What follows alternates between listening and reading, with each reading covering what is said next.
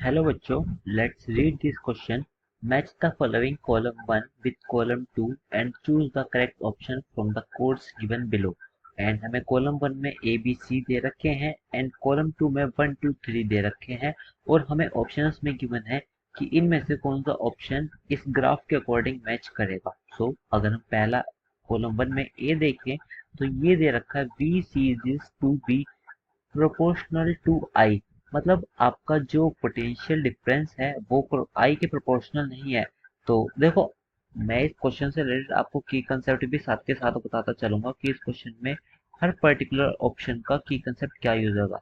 अगर फर्स्ट की बात करें तो अगर पोटेंशियल प्रोपोर्शनल हो जाता आई के तो फिर ये ओम्स लॉ फॉलो करता।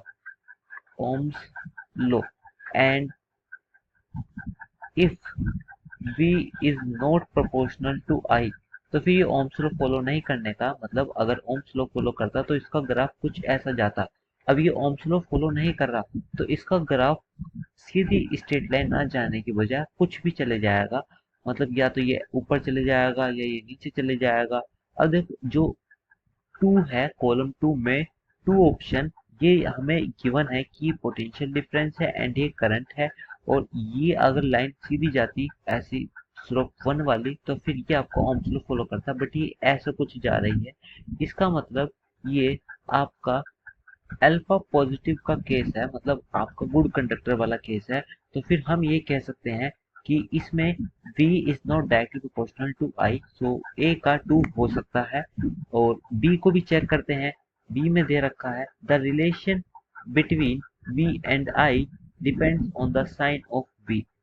सो अगर हम बी ऑप्शन को थोड़ा रियलाइज करें तो हमें पता चल जाएगा कि जो सेकंड ऑप्शन है ये बेसिकली डायोड्स की बात चल रही है, क्योंकि हमने सेमीकंडक्टर में ये सब चीज पढ़ाई जाती है कि डायोड्स में पोटेंशियल डिफरेंस के पोलैरिटी पर सब डिपेंड करता है कि उसके करंट की वैल्यू क्या होने वाली है।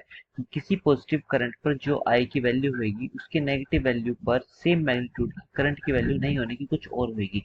तो अगर आप देखोगे तो इसका जो कॉलम 2 का फर्स्ट ऑप्शन है ये बी से रिलेट कर रहा है, क्योंकि इसमें बी की कुछ पॉजिटिव वैल्यू पर करंट की कुछ अलग वैल्यू है एंड बी की सेम नेगेटिव वैल्यू पर करंट की कुछ अलग वैल्यू है। तो हाँ, इसका तो हम लिख सकते हैं कि इसका 2 हो जाएगा और बी का 1 हो जाएगा। और बचा ये इसका 3 हो जाएगा, मगर इसको थोड़ा सा और देख लेते हैं कि the relation between V and I is not unique. मतलब अगर हम वी और आई के बीच रिलेशन देखें तो वो यूनिक नहीं आएगा। मतलब किसी एक वैल्यू पर वही वैल्यू रिपीट करेगी। जैसे मैं सेम करंट की वैल्यू पर दो पोटेंशियल डिफरेंस की वैल्यू आ सकती है।